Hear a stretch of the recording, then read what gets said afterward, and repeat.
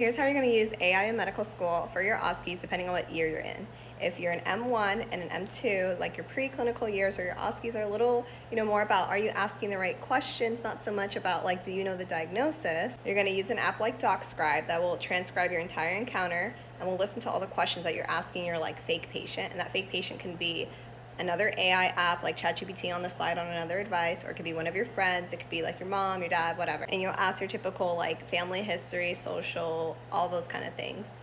And it'll transcribe in multi-speaker mode and it'll create a note. At the end, you'll be able to see what you did and didn't ask, because if you didn't ask it, it will say not asked during this encounter. Now, if you're a third or a fourth year where you kind of have to know what the diagnosis is at the end and be asking the right type of questions for it, like let's say it's patient coming in with fatigue or dizziness, the way that you're going to use Docscribe is you're going to see if you can actually get to the right diagnosis based off of the questions that you're asking, because it will create a differential for you. So I have examples of this in my other videos. One of the ones I used was multiple sclerosis. I used like a UWorld question and used that vignette, and I tried to see like, is Docscribe able to compute that that was multiple sclerosis?